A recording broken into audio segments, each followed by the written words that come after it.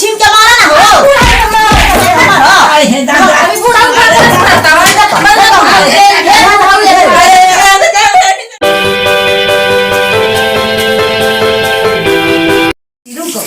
खाली जब देखेली तो मोबाइल छीनेला कुछ देखे ना देवेली बा हां तोरा तो कहानी लौकेला बा होय देखो देख देख कैसे करत है देखो तरे अरे बुची अच्छा चाची झोलवा झाड़त है कुछ बोलत लिखे नु जे दे मत बोलती चुपचाप रही जे मत होने कहे कि मोबाइल देखत नहीं जा न तरे झाड़े ना दे सब झाड़ ले दे ऊपर फूल झाड़े दे बड़ी इनका बुझाता हुए आई कि दिवाली का पार पड़ा गोइला सबके टोला बहाला सबके के झरा झरा गोई आए आदमी झराई नहीं लगे आदमी के घरे आए आ जब झरा झाते हम तो कहन कि हम हे में रहब तब तक रहे दे तनी बड़ी भई बड़ी चढ़ा रही हन अब लड़की के साथे साथे बैठौले बाड़ी लड़की बिगड़ जइनो त कहन कि हमर लड़किया बिगड़ गुलका जो केहन सिखा देली तन तो देखा तनी कि कान में रह तनी ऊपर के रहे दे तनी मार बाप रे बाप है कपार पही दिन या बोला कोई थपियो कर रखले बाड़ी तो अपना वाले बुझाते नहीं के कि झराई कि ना झराई आए जब कहम तबे कोनो काम होखी जा तनी कि का हो झराई ना आए देखा तनी नु अपना मने बुझाई सुझाई के तोरा तो खाली मोबाइल देख मार दे समझ ले मार दे ना तो हट अरे हमारा का हो दिवाली का पार पया गोला झराई झुराई ना अपना में ना बुझाला तारा बुझात नहीं के झाड़ा ना हम झाड़ ना तू पसर के सुतबू है सब कोई झड़बे करेला लेवा लुगरा हम खिचली ना अरे बाप रे तू लेवा लुगरा तू खींच के चार दिया लुगाते नहीं के कि घर कबेले झरनी झुरनी आ सुते खातिर कर हम हे में सुतम हो काले से हम देखल लेवा खींचत एकदम तबाह बनी आ तनी तारे घरवा झरे बनई खू त खाना त झाड़िए दियो का आदमी न हयन खींचिए ना सुते के बेरे तू सुत आ घर झाड़े के बेरे हम झरा ना त काल हम भर दिन लागल रही सब लेवा खींचनी होतना सब लेवा खींचनी करू हैं बताओ उतना खींचनिया तू अपन खींचन हमरा खाले ई लेके बुझात कि है तारा घर में लक्ष्मी जी आवत रही तू अपन साफ कर हम अपन काल साफ हमरा घर में बुझात कि ना हमरा घर बाटल बटुए ना तो तू अपन घर में झाड़ हम झाड़िए दे सब घर में झाड़ दिहनी तो जा सुत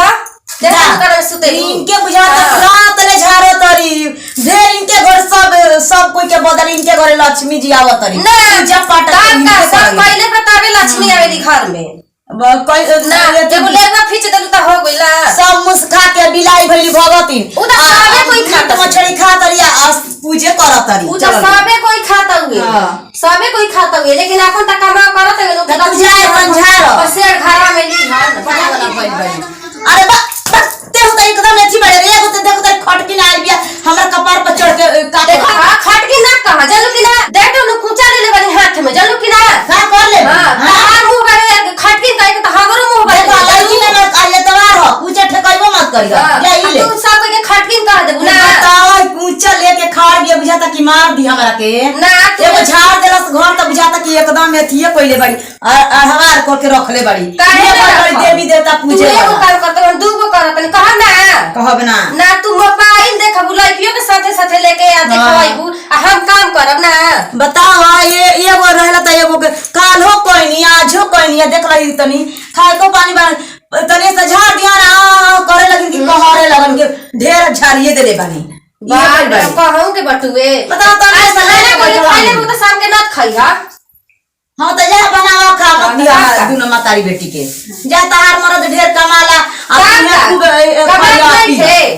लाई मोबाइल देखिए टीवी ना लड़कियों के साथे साथे देखावे एक दिन झाड़ दरस त कितना हमर संगे क दरस लाई बिया त एक और बस चली त हमरा खाना का मकानत करा चलू आ चुप बनी त चुपे रहा नहीं त देखला झाड़ू ले ले अरे देखो झाड़े का ना त देखो हमरा से बिगड़ी ना होके समझ लियो त हमरो ले बिगड़ी कोई नहीं खे जब ना नहीं इस साल समझ के दिन में तो झगड़ा लड़ाई कर कोई पूजा पाठ करी रे हमारे जोरे बढ़िया से करे काम त के तारा के बोले जाता टुए के बोले जाता ढेर बोले वाला भइल बड़ी देखा तनी कैसे तू बोले लू अरे तोबे से न की हटा ना हट ना रे अरे छोड़ तू हट ना हट ना कर ले ना ले तू हट ना मार भी काम करत करत मी परेशान हां तो जो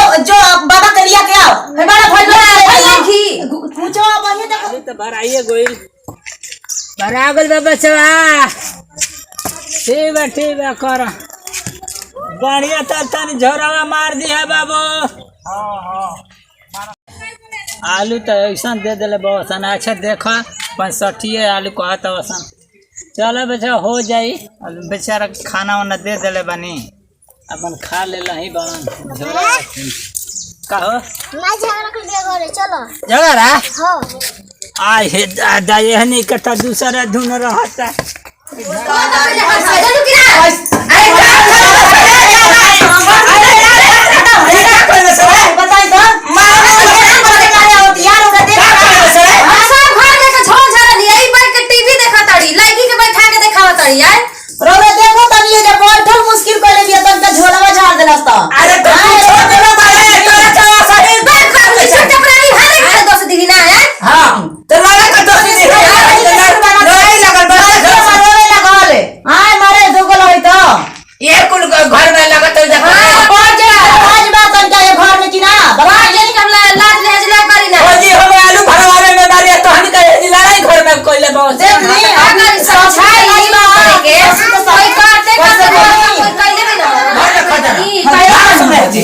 बताओ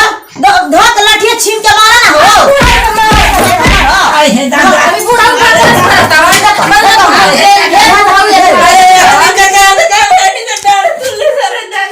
खदे पना घर उठी कर दिया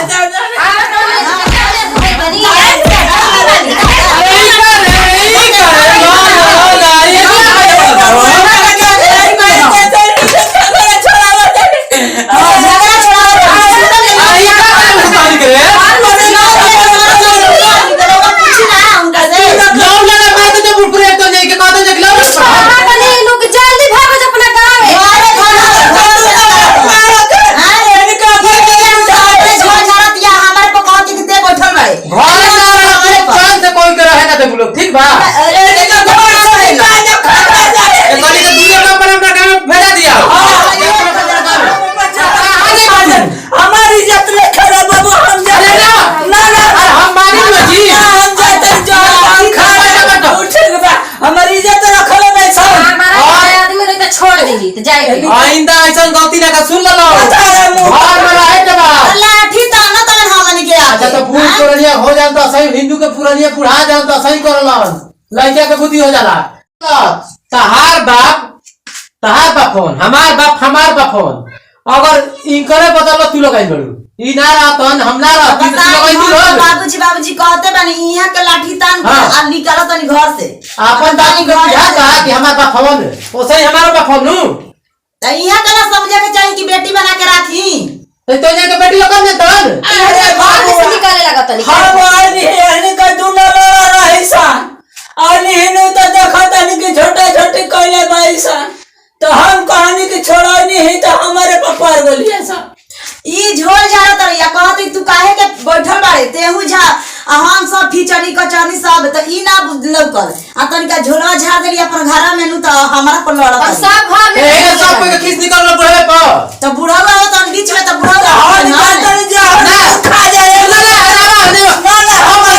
हमारी इज्जत नहीं करे होते रे बाबू आप ऐसा गलती ना करिए सब ना हमारा घर निकला ले ठीक न बा सुन तो हम मानी नु हम जिंदा भइनु राव के निकल जा तनी जा ई तो दूसरे काम के आई बैठन ये अपने में झगड़ा करबे करिए सब सुन लो माफी मांगो घर में रह के बताओ आइंदा ऐसा गलती ना हुई जा जी रे माफी मांगो तनी माफ कर दिया तनी जा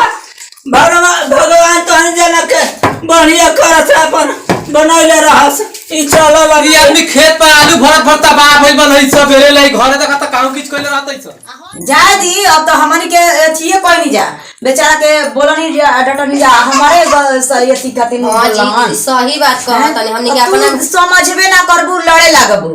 चाहे दी अब गलती सही करे और माफ कर ली अब ना ऐसा होई गलती हां त मिल व्यवहार के रहे के बा ठीक बा अब बताई बाबूजी के मार देनी ही जा तो तोहरे चलते नु तुहे खीस बरला तो हम कह के मार द आ तुहू परलू मार ओर दे रहल हमहू मार देनी बाबूजी से माफी मांगा गुल बनू जाय दे अब हमनी के मिल बहर के काम धंधा करे के बात ठीक बात अपन जा घरे भैया हम इंदू देवी रोरा सबके गोड़ छुके गोड़ लागत तनी। देखिए उनके पारिवारिक एगो वीडियो बनौला हनी जा